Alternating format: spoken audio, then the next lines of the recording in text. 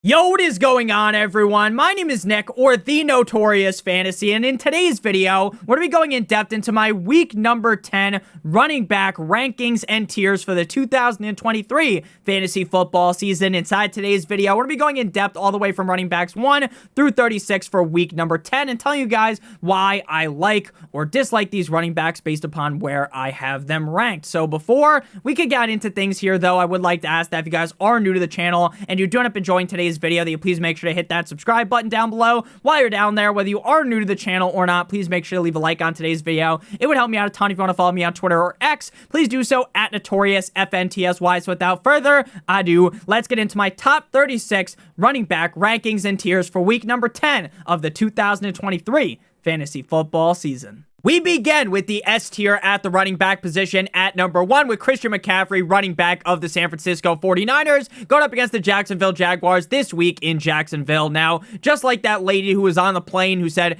"This motherfucker is not real," Christian McCaffrey is not real. This man has 13 touchdowns in 8 games on the season. I think coming out of the bye week, the San Francisco 49ers offense is going to be pumped up. I think Brock Purdy looks a lot better. To me, Christian McCaffrey is the most reliable running back in fantasy football every single week. This guy's basically a lock to be a top 5 running back this week up against the Jags. I think this matchup could be very high scoring, and I think McCaffrey will finish at the end of the week as the running back number 1. At number 2, we got Austin Eckler of the LA Chargers going up against the Detroit Lions at home in LA. Now, once we saw Austin Eckler return from injury coming out the bye week in week number 6, he goes against Dallas, RB25, then RB40, but recently he's been the RB6 and 4 over the last 2 weeks, scoring at least one or more touchdowns in both of those games. Going up against the Lions defense, obviously this isn't some cupcake matchup, but at the end of the day,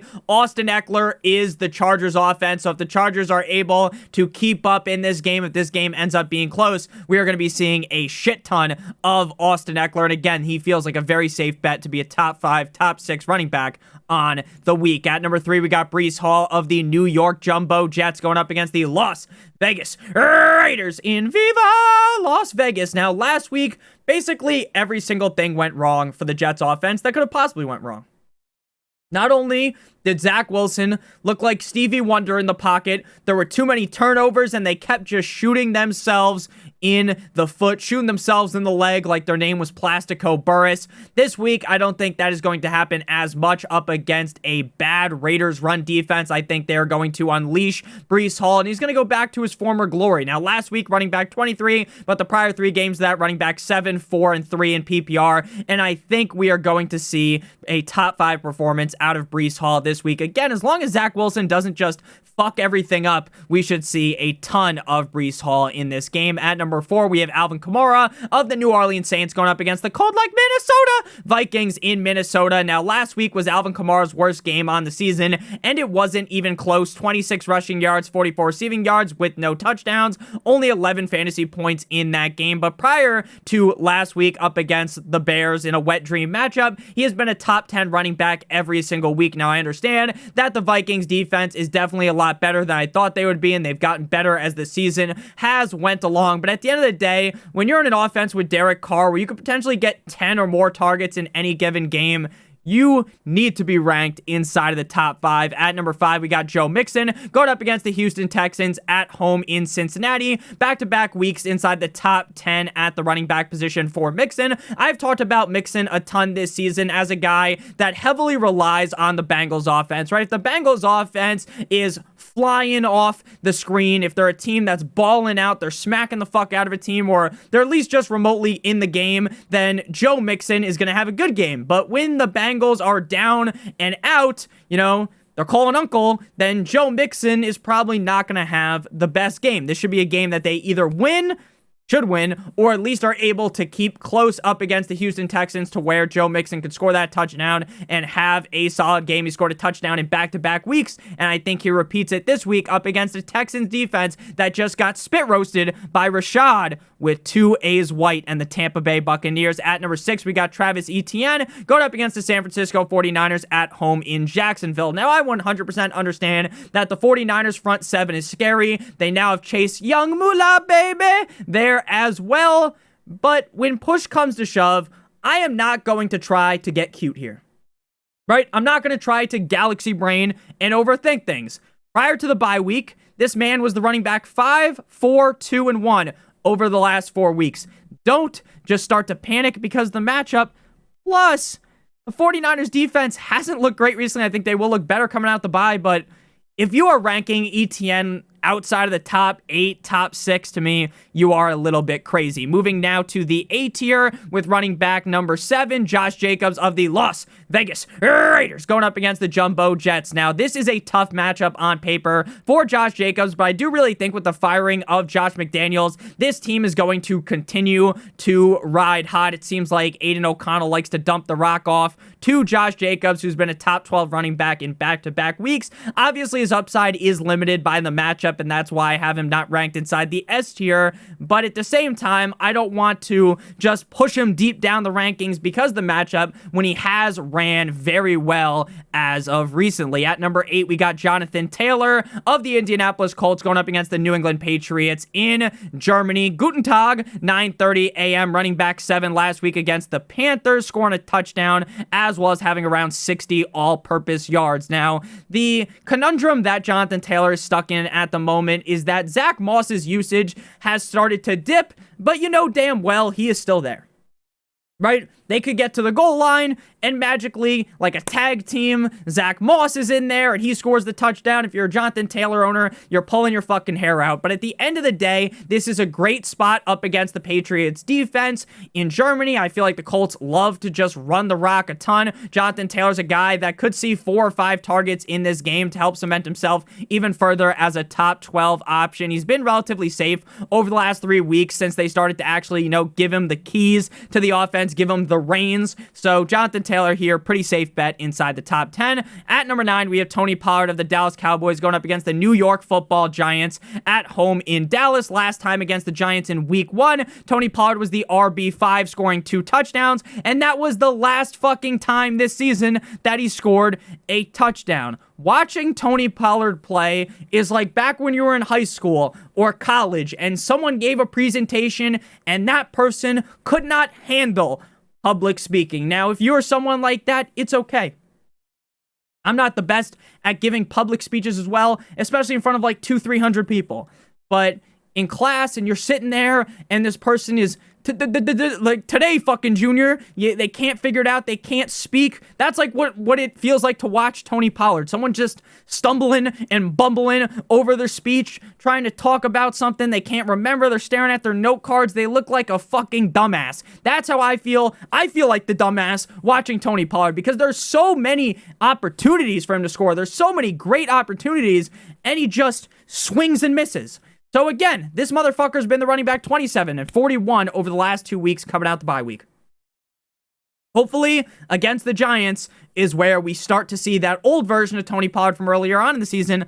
But again, when it comes to Pollard, I am starting to get nervous, and I think anyone that has Tony Pollard on their team is also in the same boat as me as pretty nervous. At number 10, we got Derrick Henry of the Titans Tractorcito going up against the Tampa Bay Buccaneers in Tampa Bay. Last 3 games, running back 6, 12, and 5. To me, the reason why Derrick Henry has struggled this season at points, running back 67 in week 3, running back 28 in week 5 against the Colts, was due to the fact that the Titans offense was pretty inept with Ryan Tannehill under center, right? And if the offense wasn't able to at least be remotely in the game, right? If they're getting dogged by 14, 10 points late in the game, you can't fucking run the ball. But as long as Will Levis is just somewhat competent here, I don't need Will Levis to smack the Bucs up and throw 4 touchdowns. I don't need him to even beat the Buccaneers. All we need is this game to be close enough to where they can give Derrick Henry 18, 20, maybe 25 plus touches here. And recently, he's seen 4 targets in back-to-back weeks.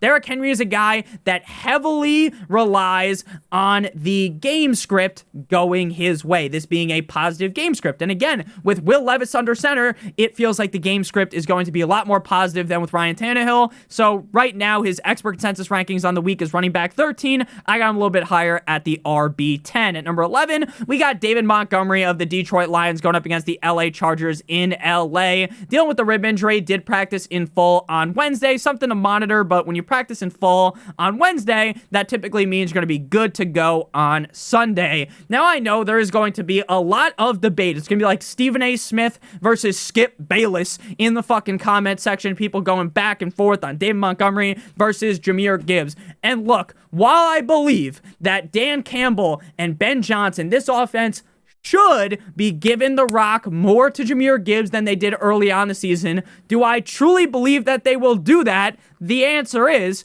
fuck no, baby. Through the first 4 starts of the season for David Montgomery, he scored a grand total of 6 touchdowns. If Jahmyr Gibbs starts getting more work, once it gets to the goal line, knock, knock on the door, you know who's coming in like the Kool-Aid man? It's David Montgomery. Now, maybe they ease him back in, and maybe I'm wrong, but to be honest with you, if you're in the S tier, you're in the A tier, you're must starts. There's no way I can argue against sitting you, and I am not sitting down David Montgomery this week. Again, assuming he's fully healthy. I love the matchup against the Chargers as well. At number 12, we got Rashad with 2 A's White going up against the Tennessee Titans at home in Tampa. Now, the Tennessee Titans offense against the run early on in the season was just dominant, right? The Titans were locking up the run, but recently they've been kind of hit or miss weekly, and Rashad White has been a top 12 running back in 3 straight weeks and was the RB1 last week. Now, again, I'm not saying that the Titans defense is a pushover, but this feels like a pretty solid matchup for White for him to finish 4 straight times inside the top 12 of running back. I know, Nick, you've shit on Rashad White all season. You've said he's not very efficient. He is not. He is not efficient at all. But it doesn't matter if you're going to be given as much opportunity as he's given weekly. And he's a guy that seemingly the week could be over and you look at the score and it's like, oh, this motherfucker had 15 carries, 6 receptions, and he scored 23 fantasy points because he found pay dirt. It wouldn't really be all that surprising. Moving now to the B tier, again, all guys that most teams are starting. But, you know, it starts to feel a little bit grosser as we dip further and further into the rankings. If you guys have enjoyed thus far, make sure you guys hit that subscribe button down below. Join 30,000 of us that we are at now. I really appreciate you guys. Again, I owe it all to you guys. Without you guys, none of this is possible. So I really want to make sure that I always push this point home that without you guys, this doesn't exist, so I really do appreciate it. I love all of you guys, and, you know, you could have joined, you could have been one of the first subscribers, or you could have subscribed 2 seconds ago when I told you to, and I love you. So make sure you guys hit that like button as well. It does really help me out a ton. So, Bijan Robinson, running back 13. I don't know how much further down the rankings I can throw him. This guy is one of the most talented running backs in the NFL, but his head coach, Arthur Smith, suffers from dumb fuckitis. He's an idiot. He's a buffoon. But Bijan goes against the Cardinals, so even if they don't give Bijan enough carries, he should seemingly be able to, if he gets 15 total looks, take one of those to the crib and have a decent enough game. But again, I, as a Bijan owner, I, as a Bijan truther, am praying for the downfall like that guy prayed for the downfall of Spider-Man with Tobey Maguire, right? I'm praying for the downfall of the Falcons so that Arthur Smith can get fucking fired going into the bye week. Because they got this game, then a bye week. Perfect time to mix things up.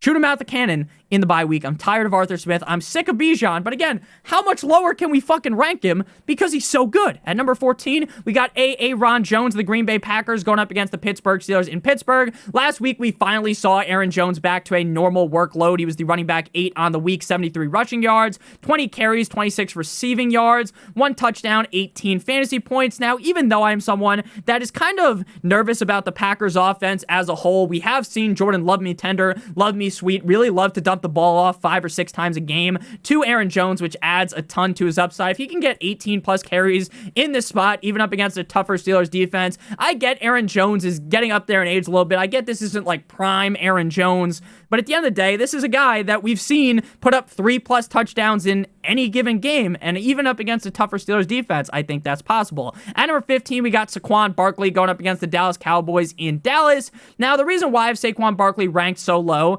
is we saw how bad things could go for the Giants week 1 against the Cowboys, where Saquon, I believe he fumbled the ball, and he was the running back 9, or not the running back 9, he had 9 fucking fantasy points, running back 31 in the week. 12 rushes, 51 rushing yards, 12 receiving yards, right? Everything goes wrong. And there's a chance that everything goes very wrong yet again. Now, over the last 3 Actually, the last 4 games, he's been a top 16 running back every game. So I can't fully just shit all over this guy, Cleveland steamer him, and dump him down the rankings. But again, there are a lot of question marks with Barkley and this whole Giants offense this week. At number 16, we got James Conner. Now, this is assuming that James Conner plays. He was designated to return from the IR. Conner has missed the last 4 games with a knee injury. Conner's 21-day practice window is now open, and the team will look to monitor his progress in practice. I expect him to come back and take over from Imari DiMarcado, Keontae Ingram, all these guys as the lead back on the team. Matchup against the Falcons is pretty good. So this is a guy that when he was healthy, he was putting up numbers this year. And with Kyler back, I think that helps out James Conner even more. Right now, his expert consensus rankings on Fantasy Pros running back 44, but I think that will get a strong boost once we get some more positive practice reports. Moving now to the C tier, running back 17 through 20. At number 17, we've got Kenneth Walker. Now, Kenneth Walker might be on lose your job watch. Now, I know, Nick, the Seahawks got dogged by the Ravens last week, so maybe that's why we saw more Zach Charbonnet. That's entirely possible. But with how much Pete Carroll has been in the media, just gawking Zach Charbonnet, sucking his schlong like it was his job, then it does kind of scare me. Now, again, am I ready to jump ship, abandon ship? No, but I'm starting to worry. Like, going up against the Commanders, if you said, Nick, it's week 6, right? He destroys the Bengals, right? Has a great game, running back 7 on the week. So instead of week 7 being against the Cardinals, where the demise kind of felt like it was going to start for Mr. Walker, say instead he's playing the Commanders. You'd be like, okay, this guy's a guaranteed top 5 running back. But now it's week 10. We've seen 2 down games out of Walker. We've seen more Charbonnet usage, and I'm officially scared. At number 18, we got Ramondre Stevenson of the Patriots going up against the Colts. Ramondre was the RB2 last week, but he only had 9 carries, turned that into 87 rushing yards, 6 targets, 4 receptions, 42 receiving yards, and a touchdown. We all know that Ezekiel Elliott is not going away. Ezekiel Elliott is always going to rear his ugly head, which is a metaphor. I don't think he's that ugly of a guy. Pause. But at the end of the day, he's still going to be there. So is Stevenson. This is a great matchup for him. The game's in Germany. Maybe some crazy shit happens. And hopefully, Ramondre Stevenson has yet another solid game. He has been a lot more consistent over the last 4 weeks, though. So I'm ready to give him his fair spot as the running back 18. I don't want to puff up my chest too much on Ramondre and say he's back, guaranteed to be back. But hey, I got him in this decent range. You know, there's a lot of worry in this range, but again, as you get deeper into things, like I said, it starts to get even grosser. At number 19, we got Jahmyr Gibbs of the Detroit Lions going up against the LA Chargers in LA. Now, prior to the bye week, he was the running back 1 and 3 in back-to-back weeks, getting a shit ton of rushes, shit ton of targets. Let's see what happens with Montgomery. Now, again, I don't want to bury this guy, dig him a grave, throw him in the coffin, lock the coffin up, throw away the key, right?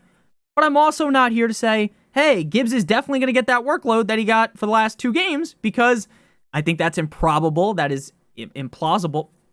Improbable, I guess, and not very plausible to happen. So this is where he sits, running back 19. He's got big upside, but we saw he's probably going to finish, like, if Montgomery's the guy, like I think he will be, he'll probably be like the running back 18 to 24, so running back 19 to me feels very fair. At number 20, to close out the C tier, we got Gus Bus Edwards going up against the Browns. Now, I know Gus only saw 5 rushes last week, but the thing is, once they get to the goal line, Gus Edwards is going to score. It's like Jamal Williams last year with the Lions.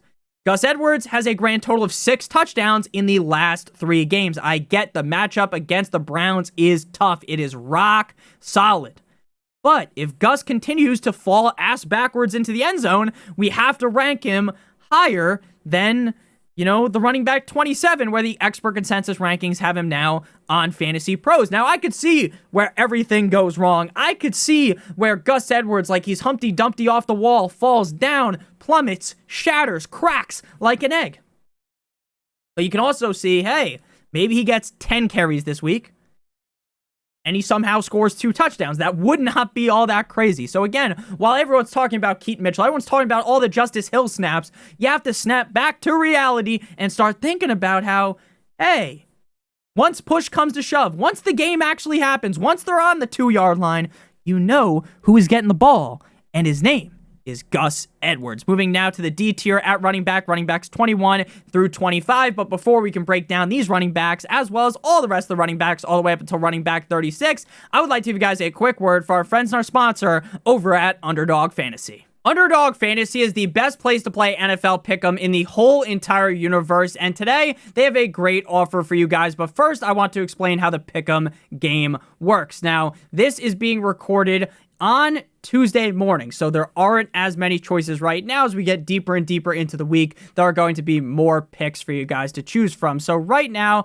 looking at the Carolina at the Chicago Bears Thursday Night Football matchup, we are going to go with Chuba Hubbard higher than 45.5 rushing yards, and we're going to have to match that with at least one more pick from a different team. Now, right now, there's only one pick out for the Chicago Bears, so we're going to scroll all the way until some of the Sunday games, and we are going to go with higher than 246.5 passing yards. I think CJ Stroud is going to have a solid game yet again up against the Bengals. If both of these picks hit, we will receive 3 times our entry fee. So if you put in 1,000, you'll get out 3,000. Obviously, you don't have to put in that much. You could put in as little as or as much as you choose, up to the maximum for me is $1,000. Now, if you want to do 3 picks, it's 6 times your entry fee.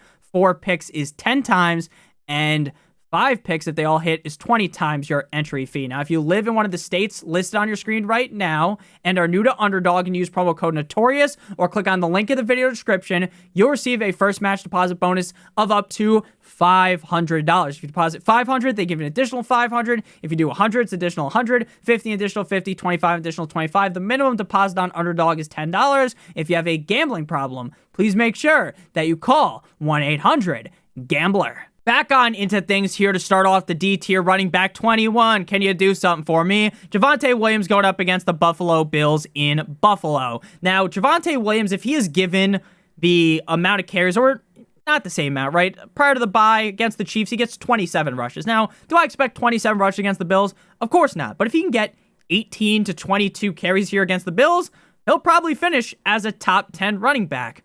But again, this is like Bizarro World in Denver. This is Bizarro World Russell Wilson. Bizarro World Sean Payton.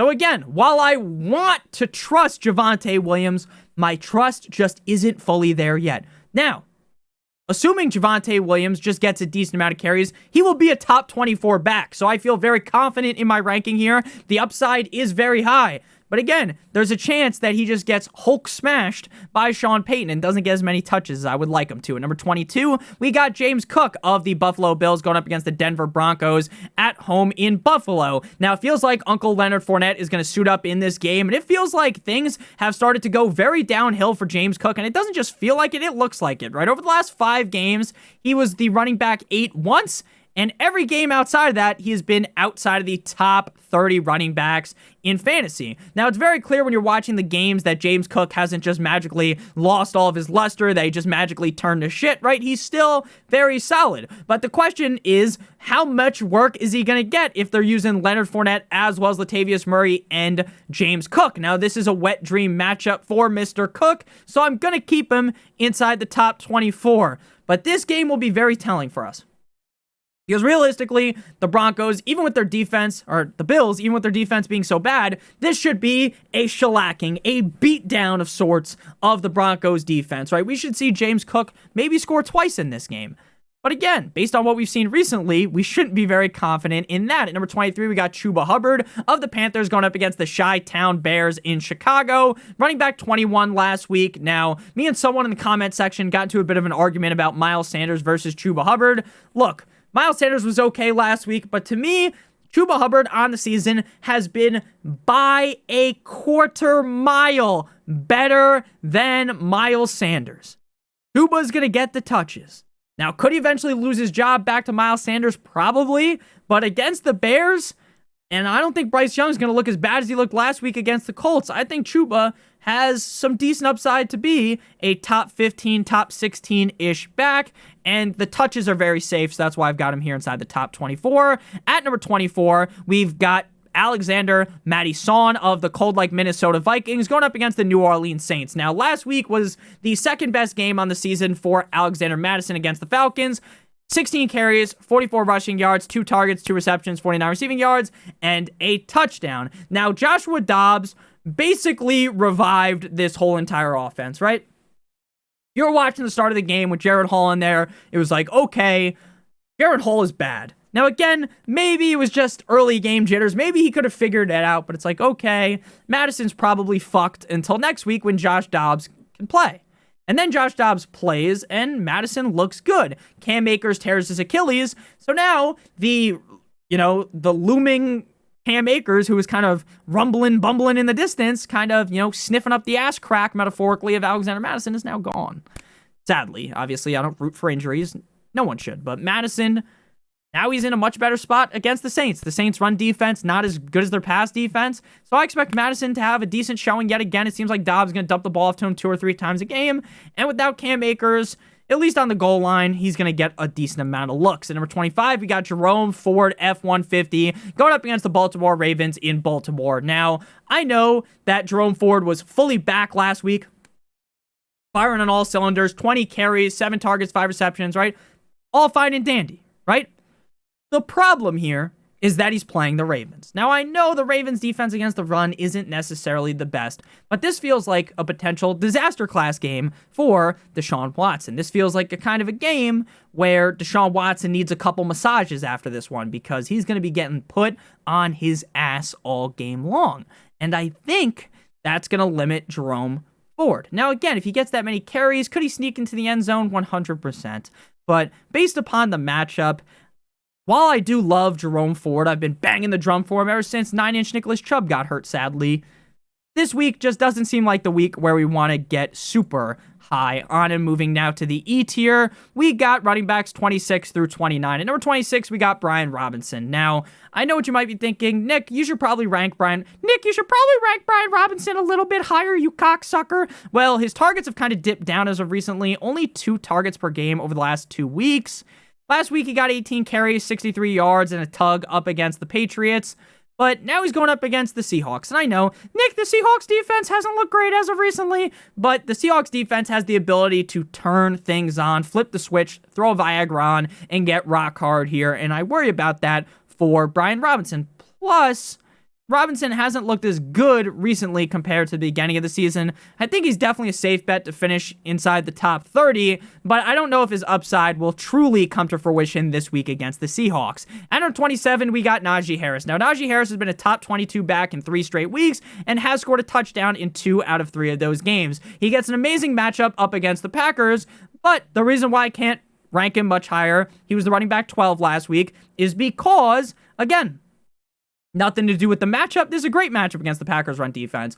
But it's because I don't trust Najee Harris. This motherfucker averages 3.8 yards per carry. He is not good. Now, is he fine? Is he serviceable? Yeah, but he's not good enough to be receiving the amount of workload that he does. I think Jaylen Warren should be seeing more touches than him, but he doesn't. So if he scores, you're going to be happy. If he doesn't, you're going to probably be very sad. So that is where we sit on things right now with Najee Harris.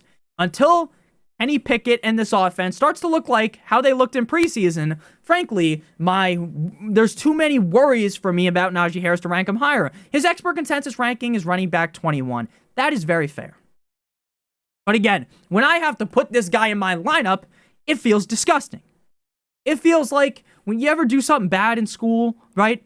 And then, the teacher calls home and when you get home, you're about to get a fucking whooping. You're about to get hit with the belt. You're about to get absolutely pummeled on, right?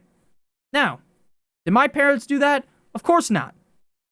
Because that would be bad. But you know what I'm saying? Everyone kind of knows what I'm saying, right?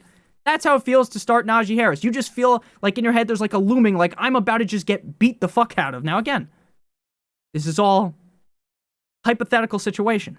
But Najee Harris, it just doesn't feel great to throw him in your lineup. At number 28, we got Kareem Hunt. And again, never mind, we'll just keep going. At number 28, we got Kareem Hunt going up against the Ravens. My same worries about Jerome Ford apply to Kareem Hunt. Kareem Hunt has scored a grand total of 5 touchdowns over the last 4 games. He scored in all 4 of those games.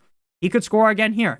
But again, with the matchup. And with Ford looking more healthy, I think we're going to start fizzling down the usage of Kareem Hunt in Cleveland. At number 29, we got Jaylen Warren going up against the Packers. Again, I love Jaylen Warren. He was the running back 14 last week. He looks way better when he gets the ball compared to Najee Harris. He has a lot more decisiveness in his run. When he hits the hole, he hits that shit hard. But he hits it like John Jones, Conor McGregor left hand, right? But again, Matt Canada is too stupid to actually give him enough touches for me to rank him higher. Moving now to the F tier, running backs 30 and 31. We got Zach Moss at running back 30. Now, I know some people argue that he should be ranked higher, but it just really feels like his touches are going to keep dwindling away. It's like when you got one of those little sand clocks, you know what I'm talking about, where you flip it over and the sand starts dribbling down until you get to the bottom when it's like a minute, or 2 minutes when you got to brush your teeth.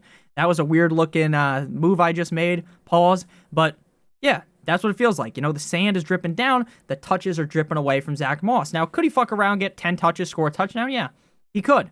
But with the touches dwindling away, I think it's kind of time that we kind of shut the book almost on Zach Moss. Number 31, we got D'Onta Foreman. Now, Foreman should be the lead back this week, but Khalil Herbert more than likely is going to play.